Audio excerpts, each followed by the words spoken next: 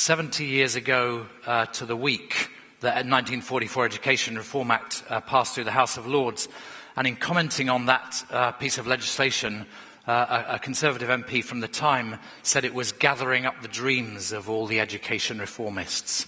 And to me, this first summit is about gathering up the dreams of the education reformists, the people in our system who have the courage and determination to transform the system radically and urgently for the reasons that Michael gave earlier.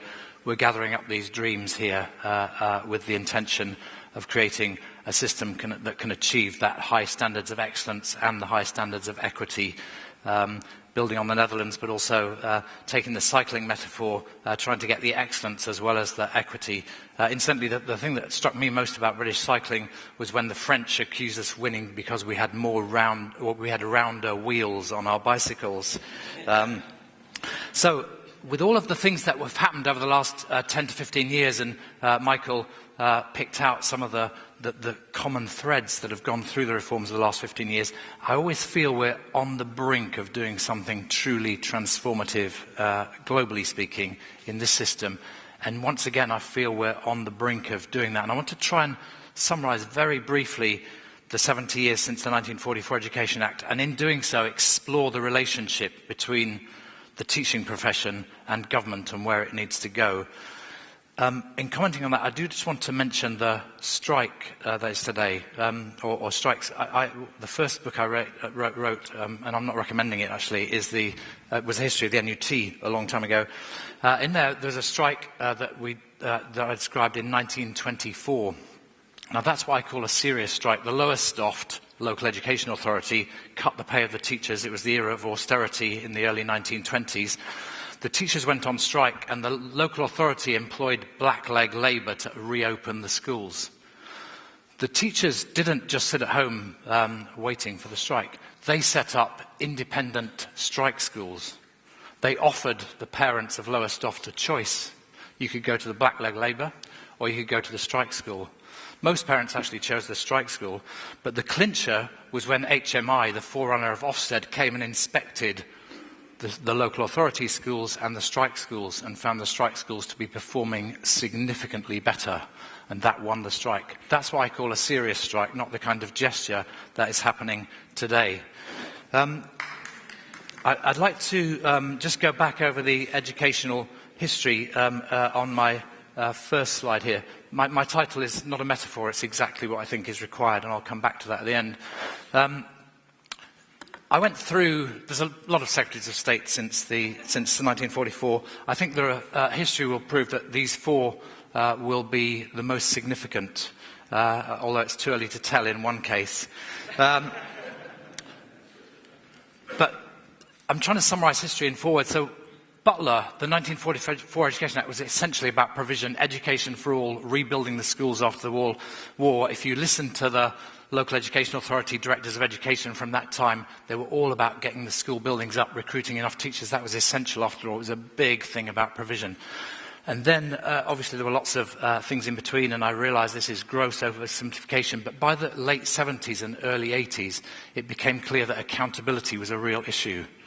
The government had been focused on funding and provision, but now it was about the outcomes of the system. And the Secretary of State that put all that together, had the courage to make the change, was Kenneth Baker. And his reform, if you summarise it in one word, was about accountability, introducing a national curriculum, introducing some national tests, ultimately, following Baker, the reforming of Ofsted. So that, of course, he was also beginning the process of devolution, which came through. And then if you move on to the era, and obviously I'm biased at this point, the David Blunkett era, it was basically about standards. And Dan quoted the standards matter more than structures line, which I personally was responsible for, and the Prime Minister of the time then overturned. But the point was, it was about what was the quality in the classroom? Was there enough good teaching, and how could we really get at that? And could we start the process that Michael and the current government are dealing with now of seeing through the elimination of school failure? Could we get some consistent standards into the quality of teaching of literacy? David Blunkett was the first Secretary of State in British history, but by no means the last, whose performance was judged on how well the schools did. That had never happened before. At one point, as you probably remember, David said that his head would be on the block if there wasn't the relevant improvement in literacy and numeracy. I saw him just after that and said, I thought it was a bit rash. And he said, Michael, if we're going to expect standards across the system, we all have to take personal responsibility. And then he paused and he said, and by the way, if I go down, you're coming with me. Very characteristic Blunketism. And then Michael has... Obviously, it's more complicated, but really pushed the autonomy agenda, really handed over to many of the people in this room and thousands of others the responsibility for improvement within the context of accountability that I described. And I think what we've got to try and do is somehow put all that together in the era that lies ahead. Obviously, you need the provision, but that should be assumed. Clearly, you need the accountability, and that's driving improvement. You heard it in the Madrid story, you heard it in the other stories we heard from our colleagues here. And clearly you need the expectations that setting high standards matter, and then you need the school autonomy. So if we could put it all together in some kind of combination, that would be the way forward. And here's a way of thinking about it. If you go back over the last 40 years, effectively, in the late 70s, when I first started teaching, you went into a classroom and you taught, and occasionally, if you were unlucky, somebody would come and visit you in your classroom. And basically, you made it up as you went along. And some of the teachers at that time were really good, and some of them weren't very good, but nobody actually found out that very much, and it was a matter of what you were like as an individual teacher. So we were professionals, but we were also uninformed. We got our teacher training, which was of variable quality, and then we were in a classroom on our own, and occasionally we had a conversation about performance in the staff room. And then in the late 80s, with the Baker reforms, the government said, hang on a minute, this isn't really working. We need much more drive from the system to transform this because of the demands of the modern world. But they didn't really know, because nobody had done it at that point, how to prescribe. So the government became more decisive, more assertive, more demanding. It was focusing things on outcomes, but it was learning how to do that. And there were lots of ups and downs, if you remember, with the introduction of the national tests, boycotts and all sorts of things that went wrong. But eventually, the system began to learn how to do that. So then came the Blair-Blunkett era, and people said, OK, now we know how to prescribe. So we had informed prescription from the top, sent it out, we will make these changes. This is how you teach literacy, this is how you teach numeracy, this is what a good school looks like, this is a failing school and we're going to intervene in it, this is a failing local authority and we're going to intervene in it. So it was unashamedly prescriptive, and that did bring some improvement in the system, and Michael acknowledged it building on that era. It had some failures. If you take the London Challenge, which is one of our big successes, London's performance relative to the rest of the system, before that came Education Action Zones, Fresh Start, Excellence in Cities, all of which had elements that succeeded, but it was only learning from the failure that brought the success of London Challenge. And now what people are saying, and you hear it very, very clearly in Michael's speech, is we want informed professionalism. We want the professionals to get the data, use the evidence. And as Michael said, there are many people in this room and thousands of teachers across the country who are doing that. And the teaching schools are part of that, and the data analysis is part of that, and the Education Endowment Foundation is all part of that. And so that's the cycle we'll be going through. But informed professionalism means the teachers taking responsibility when there's a problem. One of Michael's esteemed predecessors was Keith Joseph, who once said famously, the first words a baby learns in this country are, what's the government going to do about it? But when you get to the era of informed professionalism, what's the government going to do about it isn't the right question. The question is, what are we going to do about it? We've got a problem, we have to solve it. That's what comes with autonomy. And then if you put that in, instead of going through the history, as it were, you put it in the performance of the system into this. You take the strapline that Joel Klein and I used to use in New York City for the big transformation there. You can mandate adequacy. A government can say, here are the minimum standards. This is what the Dutch minister told us just now. You can mandate minimum standards and then try to enforce them, and that's a good thing to do. But once you want greatness, which is what we're aspiring to in this room, you can't mandate it. The English language won't even let you say, I mandate greatness. It's just an impossible concept. You have to unleash it. And that is what I think is the characteristic of the current phase of reform in England. We're all seeking to learn how to unleash greatness. Maintain the minimum standards, be absolutely rigorous about dealing with failure, but ultimately it's about unleashing greatness. And that is a much more sophisticated policy challenge than mandating adequacy. And so, as a system improves from awful to adequate to good to great, the nature of the reform has to change. You hear that again in the Polish story.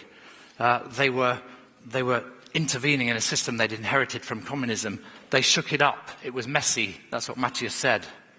But now the system is beginning to learn how to unleash greatness. And that, again, is what we're trying to do here.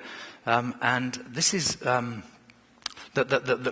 words along the top are how parents feel about a system as it goes through this. If it's awful, they want to get out of it. When it gets better, they don't say, thank you very much. They say, you should have done that years ago. And now we're trying to get them to commit. Would they demonstrate to save the qualities of our system? Would they really stand up for the quality of the schools? Well, yes, in the case of many of the great schools, they would really fight for it because they can see that that is enabling their child, young person, to achieve the opportunities the 21st century requires. So then you think about, well, what does that mean for the relationship between government and the teaching profession? So you've got the phases, awful to adequate, adequate to good, and good to great along top, and then the role of government, the role of teaching profession, and the relationship down the side. So when you're tackling underperformance and prescribing, and you heard that from our colleague from Madrid, the government is being quite prescriptive. It's insisting on choice, but it's trying to give autonomy, but it's dealing with the failure. She's in court all the time, it sounds like. You want the minimum standards, and it's a top-down and antagonistic relationship. It's bound to be a bit tense. It was a bit tense, actually, in the time when I was with David Blunkett dealing with some of those really sort of tough issues of intervention in local authorities and so on. There was an element of antagonism. And the parents are saying, you should have done that years ago, and they were right. And then you come to the adequate to good, and now you're getting into transparency, you're putting the data out there, you're building the capacity if you're in government, you're beginning to move towards unleashing greatness. And the profession is beginning to talk about being evidence-based and adopting best practice, and you've got a kind of negotiated, pragmatic relationship. This chart is sort of part analysis, part history, and part aspiration. And the parents are now saying, well, that might work out, we'll see where you get to with this. And in the good to great phase, which again is, I think, where we are now and where we should be, is the government is now setting world-class expectations. So when you look at the elements in the reformed exam and assessment system, it's saying we want to be world-class, explicitly defining world-class. We want to unleash greatness. We don't want to prescribe it because we know that doesn't work. We want to unleash it, but that needs a different kind of relationship. The profession, and I think you hear it in, if you visit Dan's schools or some of the other great chain, it's evidence-driven. That's more than evidence-based. It's really driven by the evidence, and it's not waiting for some research study, although that's important. It's using the evidence day to day to drive teaching practice. And you're trying to go both consistency and innovation at the same time. And we, in the English education system, have been quite good at innovation, but we haven't been good enough at the consistency. And that's why when one of the chains that is good at consistency takes over a primary school in Haringey, as we heard about earlier, it does make a difference because you can get that consistency into the system.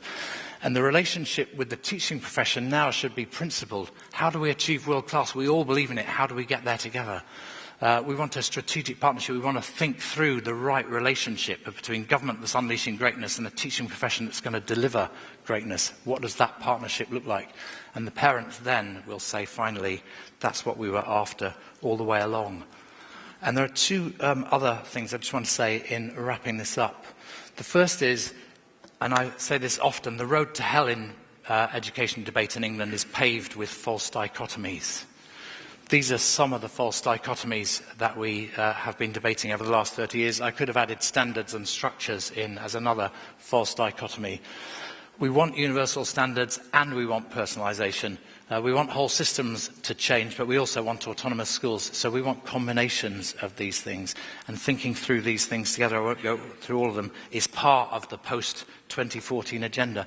So, for example, if we're going to debate technology, which does have transformative potential, let's not set it up in a false dichotomy to what good teaching would look like. Let's look at the combinations of that and what they look like. And some of the charter chains in the US, for example, have really begun to get that part right. And finally, I think the cultural shift, and it is a cultural shift as well as a structural shift, is this. And I'm talking about the whole system here. So we're going from a system that, I'm going back 25, 30 years, and it's a big struggle all the way through. It was hit and miss, we want to go to universal high standards. That was uniform, we want diversity. That was about provision, we want it to be about choice, and so on and so on. That was stagnating and is about innovation. That relied on received wisdom passed down by the kettle in the corner of the class, of the staff room, to data and best practice, driving practice every day. And you get down to the bottom demarcation. People had set roles, to flexibility, much more flexibility among the way schools are staffed. And if you talk to, like Rachel D'Souza, for example, who you'll hear from later, she is deploying people across her chain in order to drive improvement. That's about flexibility. And the final point, and the most important point of all on here, is in the old system, people looked up. They said, well, will the head teacher let me? And then the head teacher said, will the local authority let me? And the local authority was lobbying government to say, will you change the regulations, or negotiate a different deal with the unions, or provide some more money? Now it's about looking outwards. Together, government and the teaching profession have to convince the parents that we have an education system that is going to deliver what they want for their children, but also deliver value for their taxpayers' money. We have to convince the parents that this is a system worth investing in. One of the questions I ask myself is, why was that old system, which wasn't delivering, so comfortable? And the answer is this, I think: there was always somebody else to blame. Everybody could say it was somebody else's fault. The local authority doesn't deliver, the unions are on strike, the government doesn't know what it's doing. Everybody could pass the buck to somebody else, but in this system, everybody's accountable. And David Blunkett was right to say we all have to take responsibility standards, we all have to play our part in creating a system for the future. I think we've made enormous progress in Britain or in England over the last 20 or 30 years. I think we're on the brink of something great, and I really hope that this Education Reform Summit is indeed the turning point that Michael Gove said he hoped it would be, and that we will look back at this day and think that was when we didn't just get to the brink of greatness, we began to deliver greatness consistently right across the system. Thank you very much for your time and attention.